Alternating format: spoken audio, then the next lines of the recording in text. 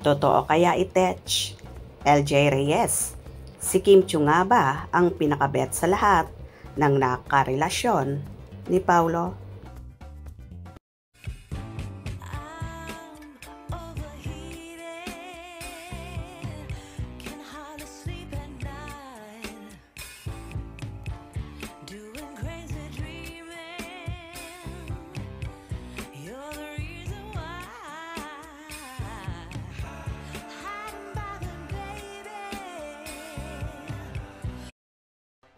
Gaano kaya katotoo ang mga balitang lumalabas na ito? Hindi na lihim, nagulantang ang lahat nang hinubaran na ni LJ Reyes, ang ex-partner ni Paolo Abilino, ang matagal ng hiwaga sa pagitan ng Kim Pao. Ang dating real-to-real na chismis, kinumpirma na pala ng isang insider at hindi lang ito simpleng date. May mas malalim, mas seryosong plano na pala ang dalawa. Ayon mismo sa taong malapit sa puso ni Paulo, ang matinding revelasyon. Nagkita-kita pala sila sa Los Angeles, kasama pa si Aki. Anong ibig sabihin nito sa future ng showbiz favorite love team? At bakit handang-handa si LJ na isuko ang suporta? Ang detalye tungkol sa lihim na pagpupulong at ang planong umamin ni Paulo. Basahin ng buo bago pa tuluyang kumalat at iba ang magkwento. Alamin ang lahat ng nakakagulat na katotohanan na inilantad ni LJ Reyes. May katotohanan kaya ang mga balitang ito?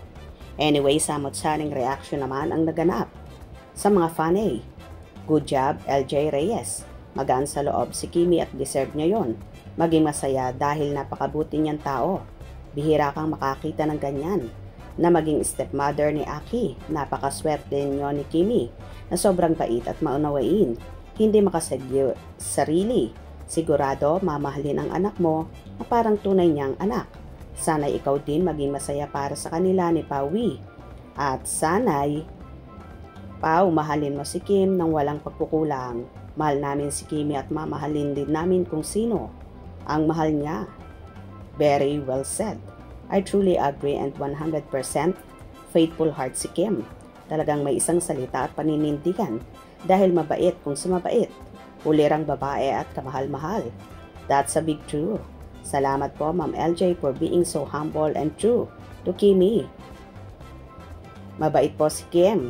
Pray lang tayo na maayos nila ang lahat. Sana magkatuluyan na kayong dalawa, Kim at Paulo, sa totoong buhay at magpakasal na kayo this coming year 2026. Tama lang ang ginawa ni LJ na tapusin ang kanilang nakaraan dahil may sarili na siyang asawa at masaya na sa buhay at dapat na rin masaya si Pao kapiling si Kim at Aki. Mas mabait si Kim, may mabuting puso, matulungin, full support sa family kaya love you Kim. Tama lang ang ginawa ni LJ, sana magkatuluyan na kayong dalawa Kim at Paulo sa totoong buhay. Sana hindi matulad si Kim kay LJ. Kim deserves to be happy. Walang iwanan. Yes, talaga. Dapat lang. Dahil mabait. Sure na yon, hindi iiwan ni Paulo. Kim Chiu pa rin maganda na mapagbigay sa kapwa kaya ang bait-bait niya. May asawa na si LJ at hindi naman sila kasal ni Paulo. Magkaanak lang sila.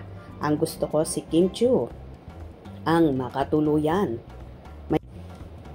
Ako din mas gusto ko si Kim, mabait at hindi maldita. Love you Kimi. Love you all. Mabait naman talaga kasi si Kimi. Kasi mabait, matulungin, marespeto si Kim Chiu. Wow, you are great LJ for loving Kim Pao, including Aki, Paulo San. Pero mabait din si LJ. God bless Kimi and Pao sa inyong relationship. Kim Pao forever. Tama po Kimi and Pao, the best. O diba? Kahit nga si LJ ay tila botong-boto kay Kimi at puring-puri ang dalaga. Na tila, eto na nga ang gusto niya para sa ama ng anak niyang si Aki. Hope you enjoyed. Please subscribe for more info.